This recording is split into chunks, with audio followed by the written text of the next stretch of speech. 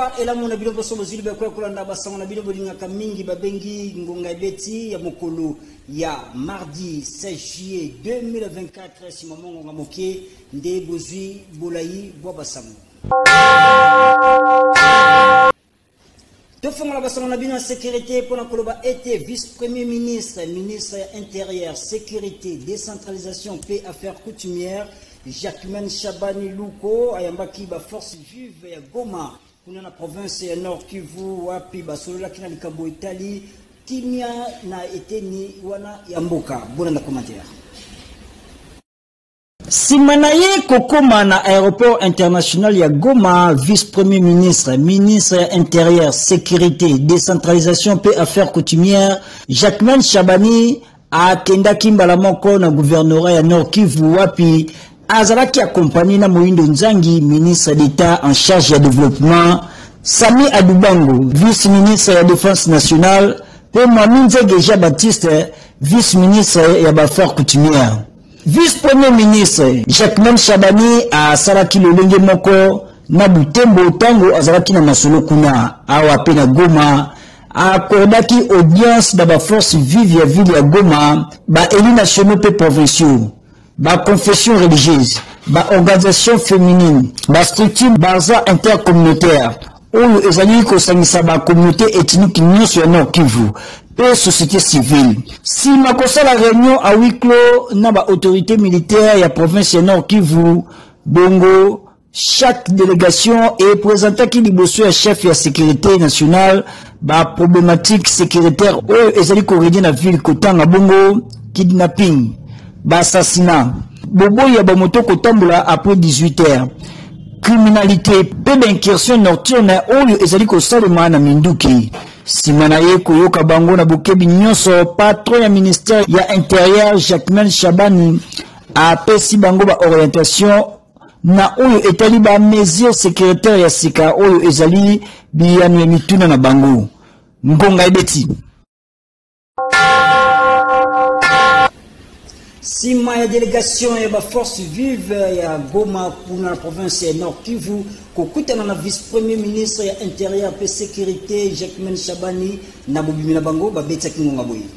Le contenu de cette réunion-là, on a essayé d'échanger sur la situation que traverse notre province, mais plus particulièrement sur la situation sécuritaire dans les entités respectives. Il y a des cas de déplacés et dans des familles d'accueil. Voire même nous, les responsables de toutes ces populations-là, sommes aussi, certains sont dans des cas de déplacés avec cette population-là, mais aussi, c'est pour certains, certains sont dans des familles d'accueil. Et que cette situation que traverse notre population elle-même est une situation qui est inquiétante parce que même dans des cas de déplacés, les bombes sont larguées dans ces cas de déplacés et tuent. Un exemple pour ce matin, il y a une bombe qui a été larguée au niveau de Boremana dans la population et a tué 4 personnes, dont 3 enfants et une femme. Vous voyez que cette situation-là, c'est vraiment dramatique. Nous avons parlé avec le peuple et que notre souhait est de voir le gouvernement terminer la guerre et que cette population-là puisse rentrer dans leur milieu d'origine. Tokombo na basango ya sécurité pona koloba ete Patrick Mouya ya porte-parole ya gouvernement ya École Congo démocratique na boleki na ye na Journal d'Afrique ya TV5 Monde atalisaki ete régime ya Paul Kagame ezali na kokoba na kovioler ba texte ya accord pona kotia kimia basalaki attaque wapi babwakaki bombe oyo ebomaki bilenge misato pe 6 personnes bazokaki gravement bolangai. Sont morts de bombardement venus du Rwanda et 6 autres ont été blessés. Mais lorsque vous observez, depuis que la trêve a été décrétée, nous assurons que nous faisons notre part parce qu'il est urgent pour nous de nous assurer que nous apportons l'appui qu'il faut aux populations déplacées parce que c'était une trêve humanitaire au départ. C'est vous dire les niveaux de barbarie du régime rwandais. Le président de la République a dit que nous ferons de notre mieux pour récupérer chaque territoire. Évidemment que ça prend du temps parce qu'il y a des efforts qui sont en cours, notamment pour la montée en puissance de nos forces armées. Et je pense que dans les jours et les mois qui viennent, tout sera mis en œuvre pour récupérer chaque partie de notre territoire. Et les événements à Butembo que vous avez montrés illustrent la détermination de la population à travailler pour que cela soit une réalité dans les meilleurs délais. Le M23 en réalité n'existe pas, il existe le Rwanda. Et avec le Rwanda, nous sommes... que Kigali dément, oui, mais si Kigali dément, le rapport des Nations Unies ne les dément pas, essayez de suivre un peu les discours de Kigali a évolué, ils savent, ils reconnaissent. Pourquoi dans la trêve humanitaire obtenue par les gouvernements américains, on parle du Rwanda et on ne parle pas des six supplétifs. Donc ici, les mal est connu sur le Rwanda, c'est bien clair. Et nous, le cadre qui est prévu pour discuter de ces sujets, c'est Luanda, où nous avons une feuille de route depuis novembre 2022, où les tâches de chaque partie sont connues, où, fort malheureusement, nous savons ceux qui ne viennent pas parce que les motivations sont ailleurs. Il faut continuer les processus de pillage dans l'Est de la RDC. C'est évident qu'aujourd'hui, toutes les nations occidentales le savent. Il y a des sanctions timides qui ont commencé, mais il faut des sanctions plus robustes parce que lorsque vous regardez les nombres des déplacés, les nombres de morts, lorsque vous voyez des bombardements qui se font dans des camps des déplacés, ça dépasse tout ce qui est dans l'entendement humain. Et ça ne s'arrête pas là. On attaque les infrastructures de la MONUSCO, des Nations Unies, on attaque son personnel. C'est des crimes de guerre qui sont bien mentionnés dans le rapport. Le Conseil de sécurité devrait s'assumer pour s'assurer que cette partie de l'Afrique retrouve sa paix, parce que le plus important pour nos peuples partout, c'est les développements. Tout ce qui ça dans le chapitre de la sécurité pour le été, conférence épiscopale nationale du Congo, Senkonomokuse, est qualifié intervention. Il y a Corneille Nanga, chef, il y a mouvement politico-militaire dans l'église catholique Saint-Éloi, kuna na Rutshuru, na province, il y a Nord Kivu, et il y a incident inattendu, Nanzila, il y a communiqué de presse, Oyo et Salaki. Rachel Moula, Azalakana Boula. Corneille Nanga, chef du mouvement politico-militaire Alliance du Fleuve Congo, a joué qui maloba liboso ba fidèle église catholique, si mané ko participer dans la célébration ecclésiastique il y a 14e dimanche temps ordinaire il y a année liturgique.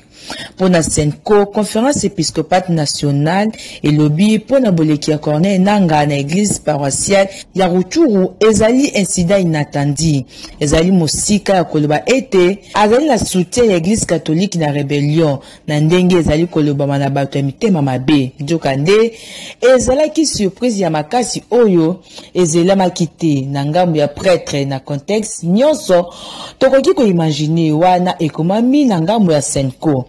Kobima tope apparition ya Corneille Nanga na église wana ezalaki mabe makasi na mitema ya bakongolais belé pe bamitunaki relation nini ezali entre église catholique pe numéro 1 ya mouvement politico-militaire Ngonga Ebeti.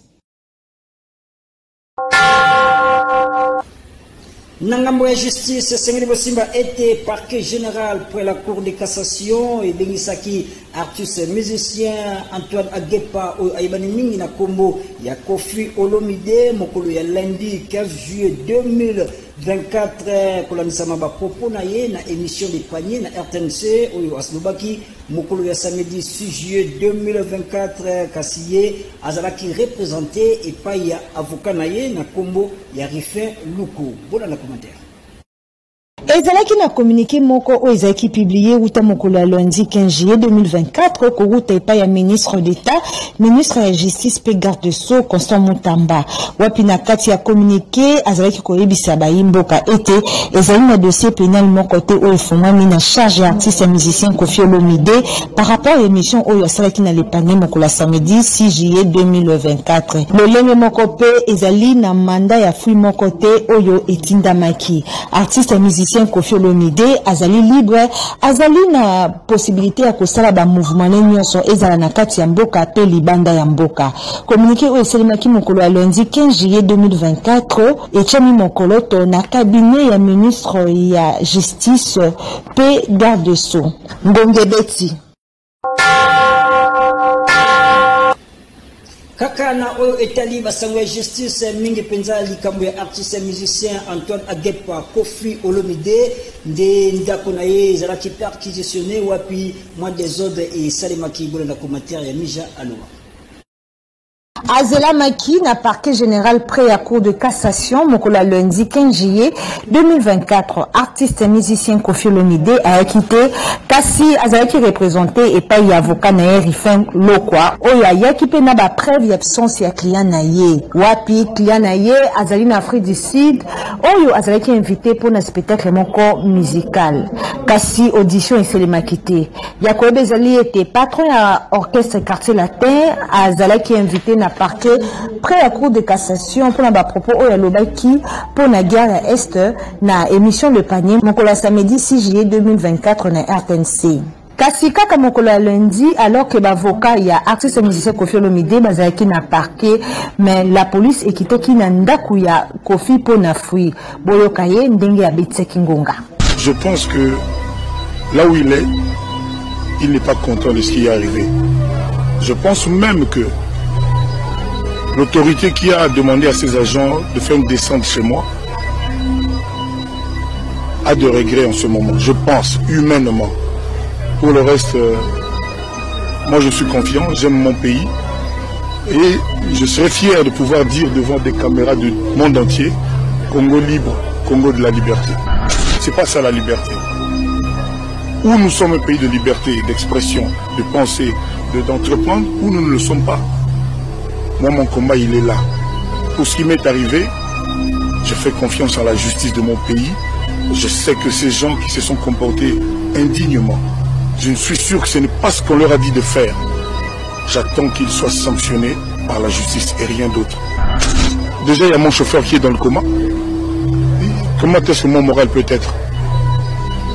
Jusqu'à présent, la personne qui a demandé à ses agents de venir chez moi et qui est au courant des dérapages qui ont eu lieu, exprimé. Peut-être qu'il a des regrets, peut-être qu'il dénonce ça, peut-être qu'il va le faire. Moi, si jamais il y a une attitude de ce genre, je serai fortement soulagé. Mais pour l'instant, je suis comme beaucoup de gens qui nous regardent, nous les Congolais, je suis comme beaucoup de Congolais. Ce qui s'est passé n'est pas digne pour notre pays. Mon combat, il est là. Et j'en appelle à tous les Congolais qui aiment la liberté, qui aiment le Congo de la liberté, où il n'y a pas d'oppression. On n'est plus dans le système de la dictature de garde civile de Mobutu. C'est fini ça. On est dans le Congo d'aujourd'hui de M. Tshisekedi. Il nous a promis beaucoup, moi j'ai confiance. Il n'y a plus de place pour le dictat. Bonga et Betty.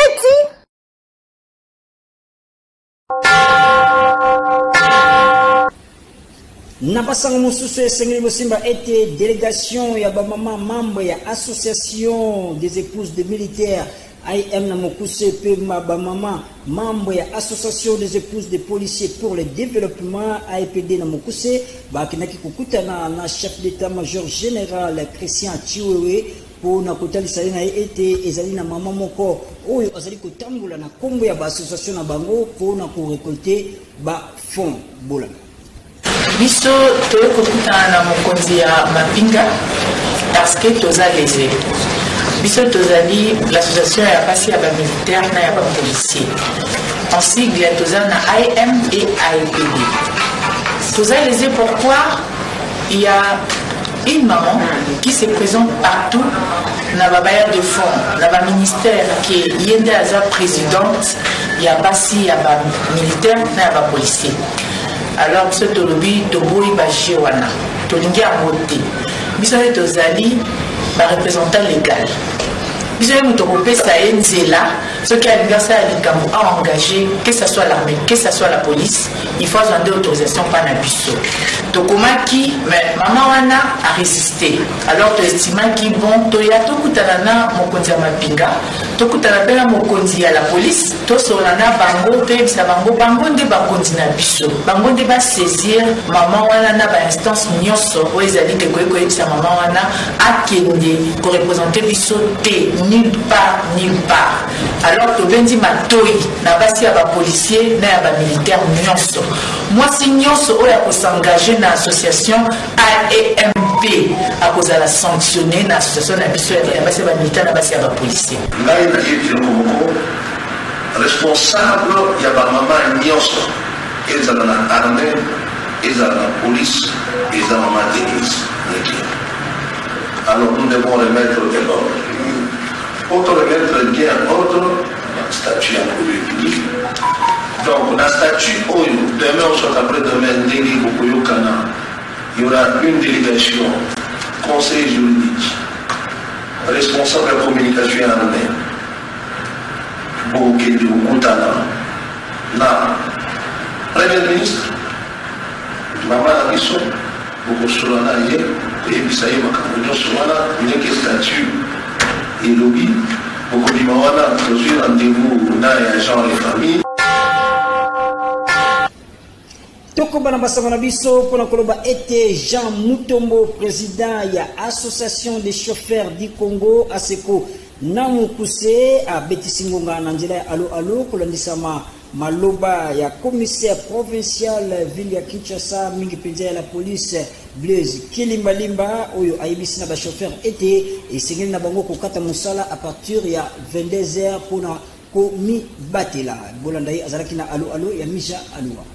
Réunion wana salimaki consécutivement na baliwa oyo ekomeli bandeko ba chauffeur na biso babanda boyebi te na nsima ya poso moko tokopeli ba chauffeur motoba nde yango tolobaki na polisi nde moto ebatelaka biso boni tozali kokufa boye tokende kotuna la polisi boni tozali kokufa boye nde mokonzi ya la polisi ya ville province ya Kinshasa nde abenisaki likitani wana tosanganaki mangomba maso ezali kotala makambo ba chauffeur na kati ya ville province ya Kinshasa kuna tolobelaki matali sécurité na biso pamba te tosantaki pendaki tokomi na insécurité na yango tosololaki na mokonzi ya la police ya ville province ya Kinshasa oyo na kati na yango alakaki biso ke enquête moko profonde ezali kosalema mpona kodemantele réseau wana mpe alobaki na biso na baconseil apesaki biso alobaki na biso ete sécurité ya yambo ezali bino moko nano bosengeli komibatela mpe ayebisaki biso bosengeli koboya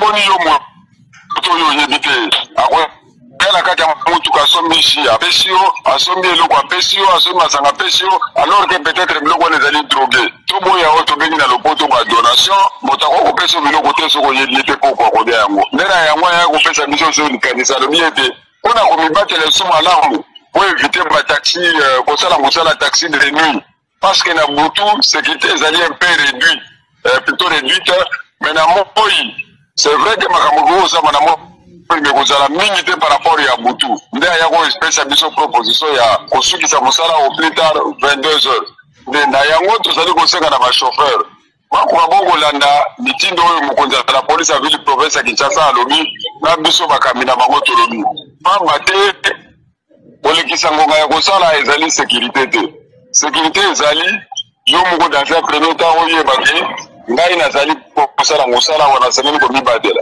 kosilisa mosala na moi ezali malamu ke kosala mosala ntina butu na butu ezali na bariske makasi parce que basaya wana bazali koprofite na butu mpona kosala makambo mingi wana mpe na mokuse mayeba tosololaki na commissaire provincial ya la police ville province ya Kinshasa.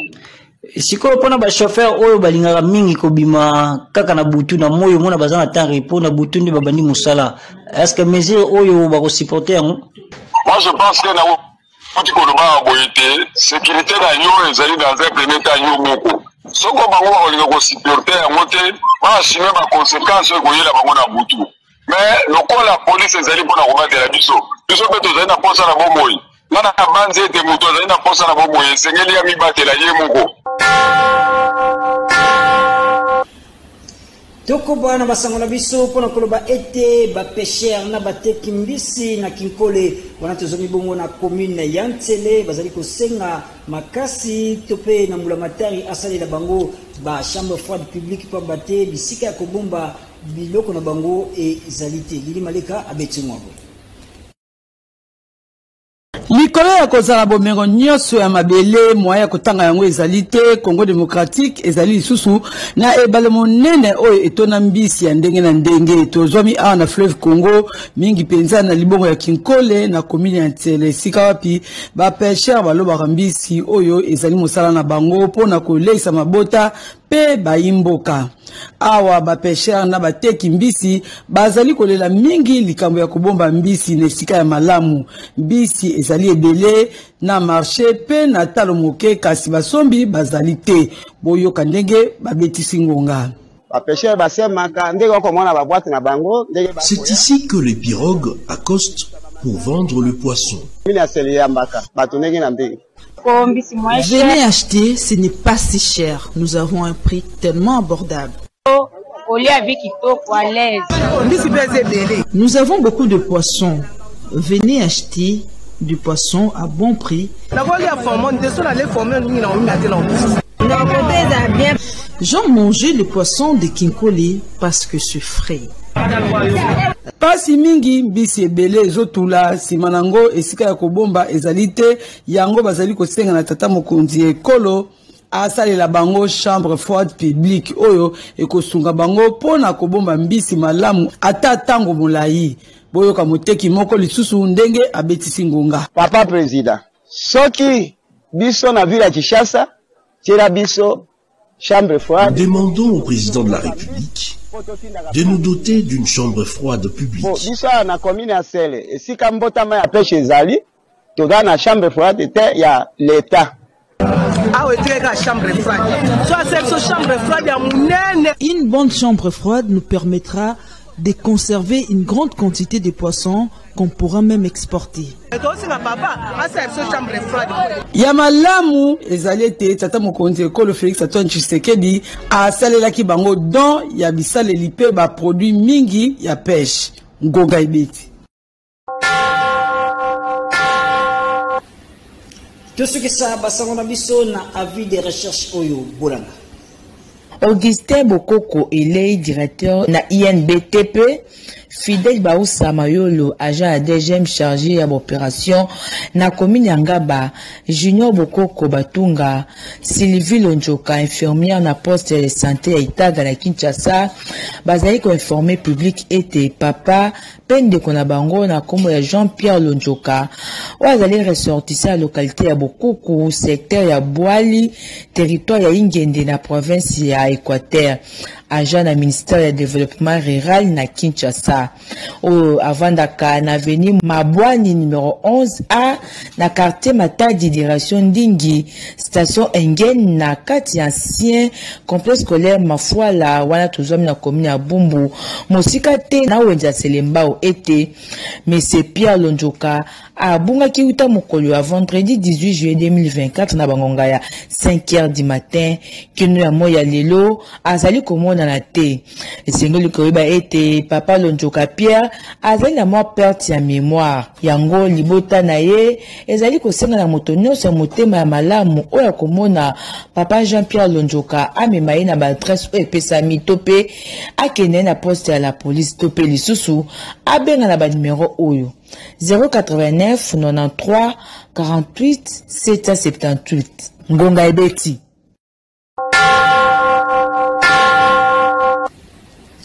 Awandenga na zuiningisa ya kosukisa basango na bino soki bosepelaki bopesa matole belé na Christian Makutu oyo azalaki na montage caméra esimamaki na maboko ya Kupar Bola yempeka kazalaki na réalisation régie esimamaki na maboko ya Suleiman Mboyo tika kimia kolonzambe eumina na mabuta na bino pe beaucoup bakana kulandaka manaka ya Canal King Télévision télé vérité.